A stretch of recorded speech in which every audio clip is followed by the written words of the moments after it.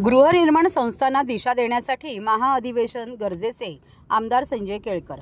ठाण्यात प्रथमच होणाऱ्या गृहनिर्माण संस्थांच्या 3 दिवसीय महाअधिवेशनाचे आमदार केळकरांच्या हस्ते उद्घाटन। शहरांमधील वाढत्या नागरीकरणाबरोबरच गृहसंकुले वाढत असल्याने गृहनिर्माण संस्थांचे प्रश्न देखील वाढत आहेत। तेव्हा गृहनिर्माण संस्थांना दिशा देण्यासाठी अशा प्रकारचे महाअधिवेशन गरजेचे आहे, असे प्रतिपादन ठाणे शहराचे आमदार संजय केळकर यांनी केले। तसेच ही एक प्रकारची कार्यशाळा असून याद्वारे गृहनिर्माण संस्थांच्या प्रतिनिधींचे प्रबोधन करणार आहे। तेव्हा महाराष्ट्रातील प्रत्येक जिल्ह्यामध्ये अशा प्रकारचे उपक्रम राबवले पाहिजे, अशी अपेक्षाही आमदार केळकर यांनी व्यक्त केली। सहकार विभाग आणि ठाणे जिल्हा हाऊसिंग फेडरेशनच्या संयुक्त विद्यमाने ठाण्यातील उपवन तलाव परिसरातील भव्य मैदानात दिनांक 27 ते 29 डिसेंबर या कालावधीत गृहनिर्माण संस्थांचे महाअधिवेशन व प्रदर्शन आयोजित केले आहे। ठाणे जिल्हा हाऊसिंग फेडरेशनचे अध्यक्ष सीताराम राणे यांच्या पुढाकाराने ठाण्यात प्रथमच होत असलेल्या महाअधिवेशनातील प्रदर्शनाचे उद्घाटन शुक्रवारी 27 डिसेंबर रोजी आमदार संजय केळकर यांच्या हस्ते झाले।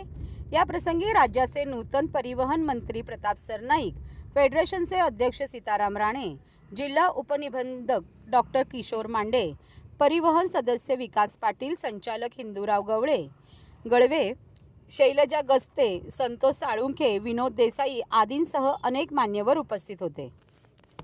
अतिशय दुःखद निधन झालंय। मनमोहन सिंग हे देशातले प्रधानमंत्री तर होते, 10 वर्ष होते। एक सभ्य, संयमी, सुसंस्कृत अशी एक व्यक्ती या देशाला मनमोहन सिंगाच्या रूपाने मिळाली होती। अकॅडमिकली देखील ते फार मोठे अर्थतज्ञ होते, त्याच्यामुळे देशाच्या अर्थकारणाला विविध योग्य दिशा देण्याचं काम देखील, त्याचा पाया रचण्याचं काम देखील मनमोहन सिंगांनी या देशामध्ये केलं आणि त्याच्यामुळे त्यांनी जो अर्थकारणाचा मार्ग दाखवलेला आहे त्या मार्गावर देश चालत राहील। त्यांच्यासारखा एक संयमी आणि राजकारणाच्या पलीकडे असा त्यांचा चेहरा होता। जरी ते एका पक्षाचे होते तरी देखील ते ज्याला म्हणते राजकारणी नव्हते, विद्वान, विचारवंत, अर्थतज्ञ आणि सभ्य असे व्यक्तिमत्व होतं। मी त्यांना आदरांजली वाहतो।